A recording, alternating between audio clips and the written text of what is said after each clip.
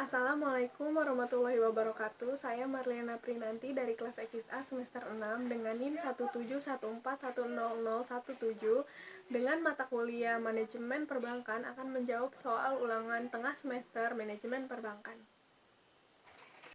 Yang pertama ada Undang-Undang Perbankan. Undang-Undang Perbankan itu ada dua, di mana yang pertama itu adalah Undang-Undang Nomor 10 Tahun 1998 atas dasar perubahan Undang-Undang Nomor 7 Tahun 1992 tentang perbankan. Yang kedua ada Undang-Undang tentang Perbankan Syariah. Undang-Undang tentang Perbankan Syariah ini yaitu Undang-Undang Nomor 21 Tahun 2008 tentang Perbankan Syariah. Yang selanjutnya ada Perbankan Syariah. Perbankan Syariah itu sendiri ada dalam Undang-Undang Nomor 10 Tahun 1998 yang berbunyi, bank adalah badan usaha yang menghimpun dana dari masyarakat dalam bentuk simpanan dan menyalurkan kembali kepada masyarakat dalam bentuk kredit dan atau dalam bentuk lain-lainnya dalam rangka meningkatkan taraf hidup rakyat banyak. Yang selanjutnya adalah apa sih hubungan Bank Indonesia dengan pemerintahan? Nah, hubungan Bank Indonesia dengan pemerintahan yaitu, meskipun Bank Indonesia berkedudukan sebagai lembaga negara yang independen dalam melaksanakan tugasnya, tetapi Bank Indonesia ini mempunyai hubungan koordinasi dan kerjasama yang baik dengan BPK, DPR, dan juga pemerintahan. Dalam hubungannya dengan DPR dan juga Presiden, BI ini setiap awal tahun anggaran selalu menyampaikan informasi tertulis mengenai evaluasi kebijakan moneter dan juga kebijakan moneter yang akan datang. Selain itu, BI menyampaikan rencana dan juga realisasi anggaran tahunan kepada pemerintah dan juga DPR. Kalau hubungan Bank Indonesia dengan BPK atau Badan Pemeriksa Keuangan, yaitu BI wajib melaporkan laporan keuangan tahunan kepada BPK. Selanjutnya yaitu hubungan Bank Indonesia dengan pemerintah yang tidak asing di telinga kita, yaitu dengan Bank Indonesia adalah bank yang mengeluarkan atau menerbitkan kebijakan moneter dan juga kebijakan fiskal, di mana saat penerbitan tersebut pemerintah ikut turut serta dalam rapat atau dalam berpendapat untuk kebaikan negara, karena dengan adanya kebijakan tersebut dapat menstabilkan nilai rupiah suatu negara. Selanjutnya adalah hubungan Bank Indonesia dengan pemerintah yang sudah tercatat dalam Undang-Undang Nomor 23 Tahun 1999, yaitu yang pertama, bertindak sebagai pemegang kas. Yang kedua, pemerintah wajib meminta pendapat Bank Indonesia dalam sidang kabinet yang membahas sidang ekonomi, perbankan, dan keuangan yang berkaitan dengan tugas Bank Indonesia dan kewenangan Bank Indonesia.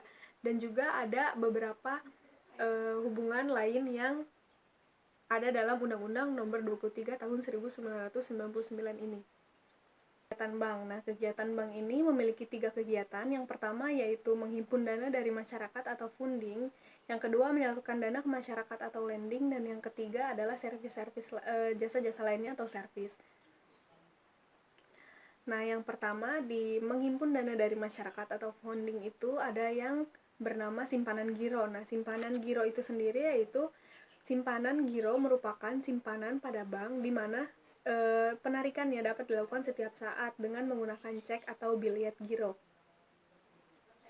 Yang kedua yaitu ada simpanan tabungan, di mana simpanan tabungan merupakan simpanan pada bank yang penarikannya dapat dilakukan sesuai perjanjian antara bank dan juga nasabah dengan menggunakan slip penarikan, kartu ATM, tabungan, atau sarana penarikan lainnya.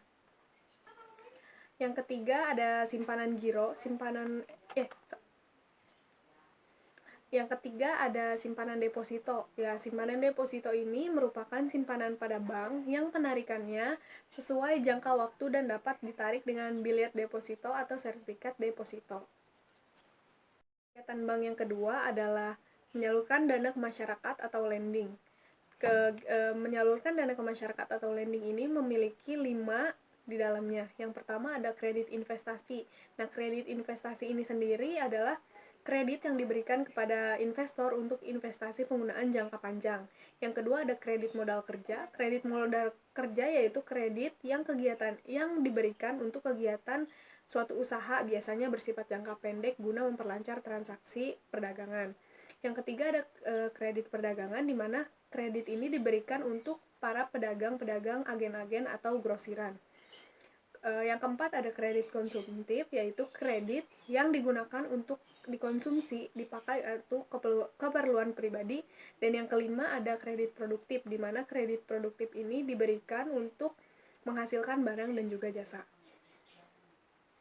Nah, yang ketiga ada jasa-jasa bank lainnya atau disebut dengan servis. Nah, kegiatan bank ini sendiri dalam kegiatan servis yaitu ada menerima setoran seperti membayar pajak, telepon, air, listrik, dan uang kuliah, dan lain sebagainya.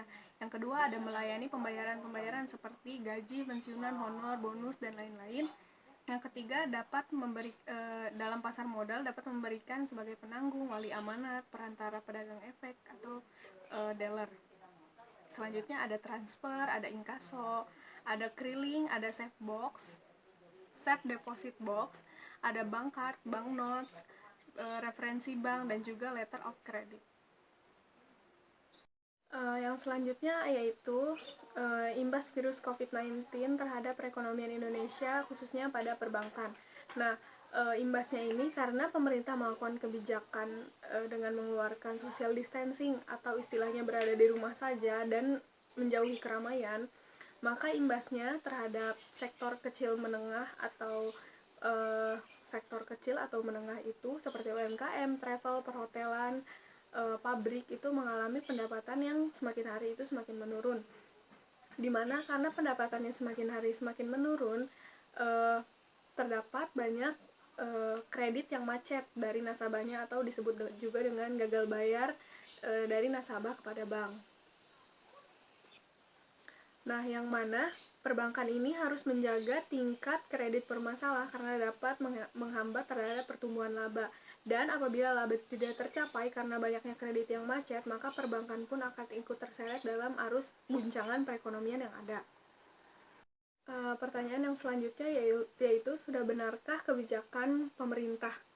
Nah, kebijakan pemerintah ini dalam perbankan yaitu kebijakan pemerintah yang meliburkan 1 tahun bebas bayar kredit atau angsuran bagi usaha mikro atau para mitra Gojek online yang membuat lembaga perbankan maupun lembaga non-perbankan atau leasing akan terkena dampak dari kebijakan ini. Yang pertama, laba perusahaannya itu semakin hari semakin menurun, dan juga yang kedua yaitu skema pembayaran yang akan banyak terjadi reschedule atau tinjauan ulang yang terjadinya penumpukan kredit atau bisa dikategorikan sebagai gagal bayar. Kebijakan pemerintah itu sudah benar atau belum? Kebijakan pemerintah sudah benar dan bagus. Akan tetapi harusnya pemerintah sebelum memberikan kelonggaran bagi masyarakat tersebut, di mana pemerintah sudah mempersiapkan aturan atau perundang-undangan yang mana di dalamnya termuat bagaimana langkah-langkah yang harus ditempuh oleh perbankan dan non-perbankan dalam mengambil sikap awal sampai waktu 1 tahun tersebut.